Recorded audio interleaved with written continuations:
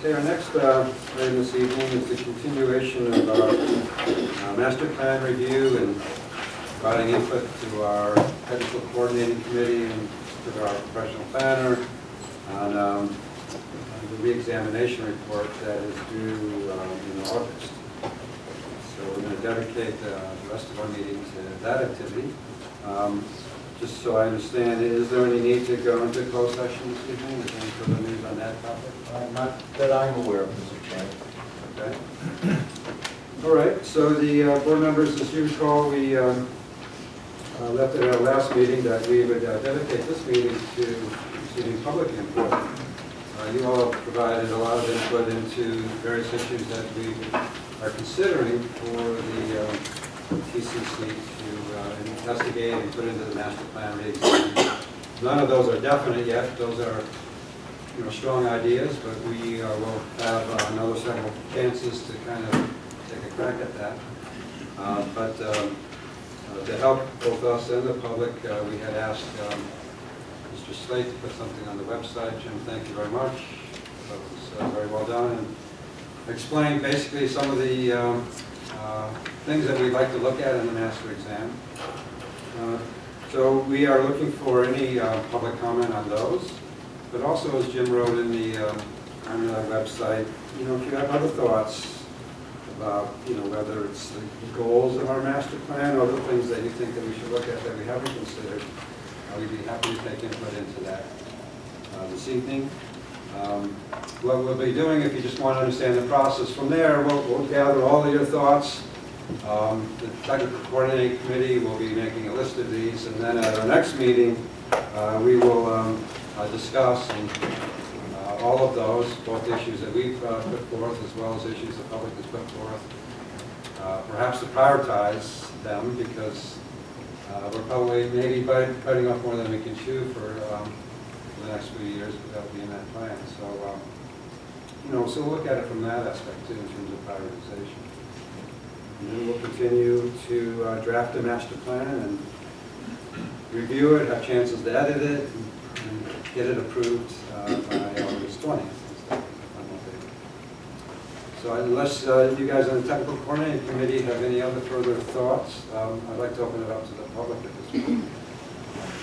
Okay. Please come forward. Okay. Hi. I'm Carol Barkin, and I'm representing the Morris Township Historic Preservation Commission. We have a couple of suggestions for the master I plan. just want to make sure we're doing everything properly on the record. Mr. Warner, do we need to do anything else? No, we do. It's address or anything? Not technically a public hearing. It's not a bad idea, though, for name and address for the record purposes, but you do not need to be sworn in, Do you want my address? if you don't mind. Okay. 5 Mark Twain. Thank you. So we just feel, take advantage of the fact that there's a new master plan to move the township a little further along in its efforts in historic preservation. So here's just a couple of things we recommend. An ordinance establishing bed and breakfasts in the township. And we feel that having a bed and breakfast ordinance is a tool for preserving historic structures. And we've actually had 2 cases in the last couple months, 21 Knox Hill Road and 284 Mendham Road, where somebody wanted to come and live in the home and employ a person, start a business, start a tax revenue for the town, and we had to say, no, sorry, can't do it. No bed and breakfast ordinance. And I wanted to say that the Montclair bed and breakfast ordinance is currently being reviewed by Morristown, and they're making lots of changes to it.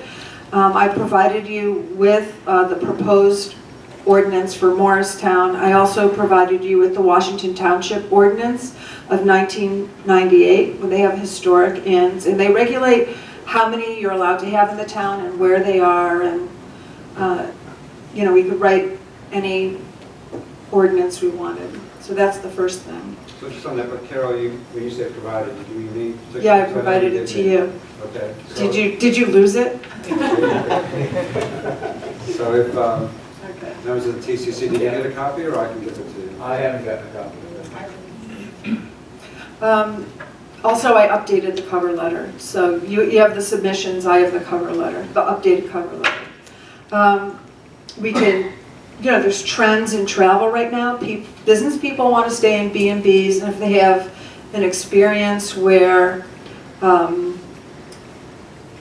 they're like living in a home, that are more likely to return with their families and stay again and again. And also, it's an alternative to Airbnb, which is something Morris Township is leery of. If you are discovered to have an Airbnb in Morris Township, you get shut down and you get fined, I think. So the second ordinance, and this is something we have a very good relationship with the township, but we would like an ordinance that says if there's a demolition permit applied for and the property is 50 years or older, we want to be notified, whether or not that property is on the register or not. Another ordinance would be to require a 90-day waiting period before a historic structure may be demolished, with bonus incentives from the Zoning Board of Adjustment that encourage historic preservation over demolition. And this is just to prevent pervasive and random demolition. And this ordinance can be found in Mountain Lake since 2012. They're saving their distinctive residential architecture, the Hapgood homes, where if somebody wants to tear it down or add to it, there's a 90-day waiting period. They sit down, they'll say something like bulk variances. I know you want to add to the house. Well, we'll let you go, all the way to the edge property line, but we want to save that house.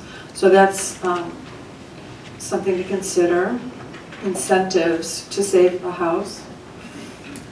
And then an ordinance providing flexible zoning adjustments to save and preserve a registered or register-eligible property.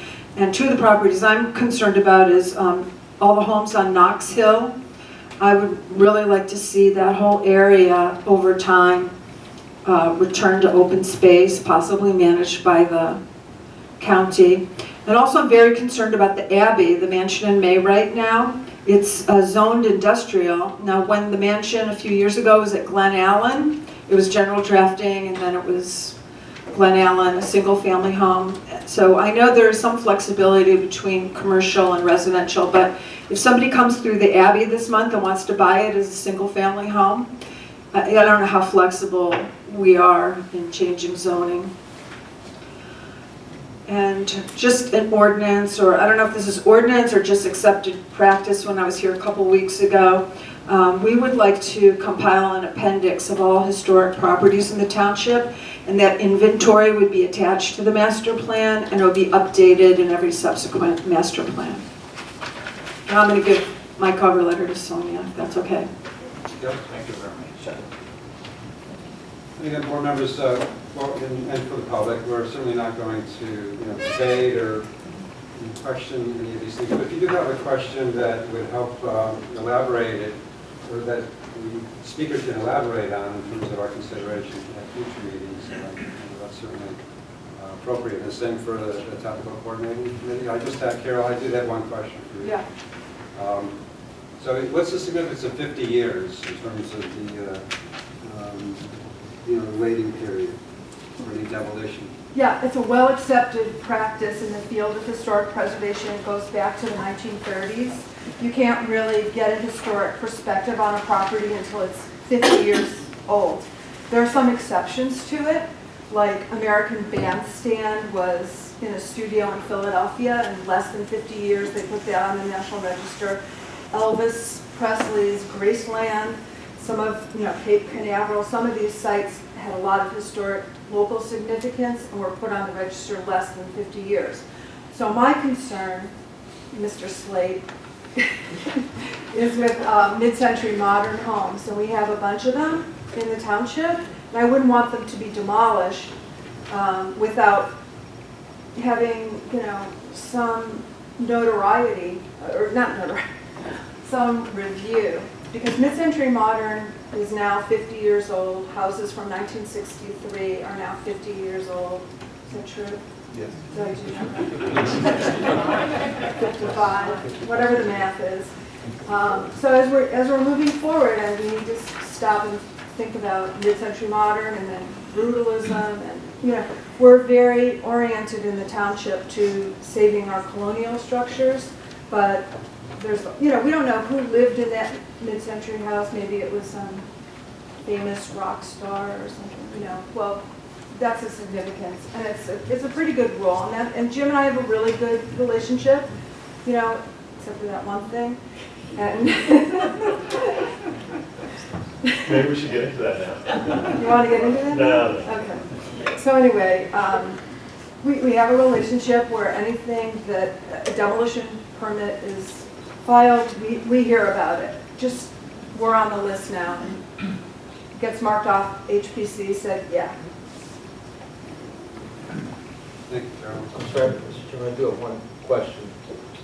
If I may, the 90-day waiting period, just for my own edification, would that be from the filing for a demolition permit and after the notification? That's Yes. when the desired 90-day waiting period, or Yeah. suggested 90-day waiting period Yeah, would commence? I suggest you look at the Mountain Lakes ordinance, and they're the ones with the 90-day waiting period.